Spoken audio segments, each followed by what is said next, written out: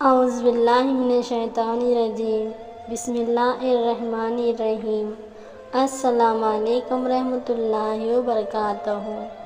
آج کی پیاری کرامت ہے غوث اعظم رحمۃ اللہ علیہ کی مردود کو مقبول بنانا۔ نقل ہے کہ سیدنا غوث اعظم رحمۃ اللہ علیہ کے زمانے میں ایک ولی کی ولادت سلب ہو گئی اور سب اسے مردود کہنے لگے۔ اس نے 307 اولیاء کامل سے التجا کی اور سب نے اس کے لیے اللہ تعالیٰ کی بارگاہ میں سفارش کی، لیکن کسی کی سفارش قبول نہ ہوئی۔ انہوں نے اس کا نام لوح محفوظ میں اشقیاء کی فہرست میں لکھا دیا تو اسے خبر دی کہ تم کبھی فلاح نہ پا سکو گے۔ پھر اس کا چہرہ سیاہ ہو گیا۔ آخر کار وہ سیدنا غوث اعظم رحمۃ اللہ علیہ کی بارگاہ اقدس میں حاضر ہوا۔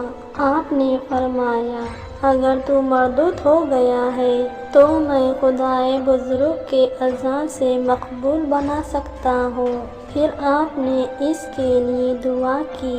ندا آئی، کیا تم نہیں جانتے کہ 307 اولیاء نے اس کے لیے سفارش کی تھی؟ میں اس کا نام لوح محفوظ میں شقیب نجات لکھ چکا ہوں۔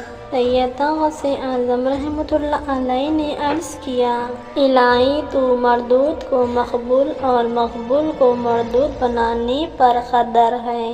ندا آئی، اے عبدالقادر، اسے میں نے تیرے سپرد کر دیا، جو چاہے بنا دو۔ تمہارا مردود میرا مردود اور تمہارا مقبول میرا مقبول، ماشاءاللہ۔ تفریح الخاطر صفحہ نمبر 48۔ سیدنا غوث اعظم رحمۃ اللہ علیہ کو اولیاء میں یہ مقام حاصل ہے کہ تقریر محبر الٹ کو بھی مقام محبت کی بنا پر تبدیل کروا دیتے ہیں۔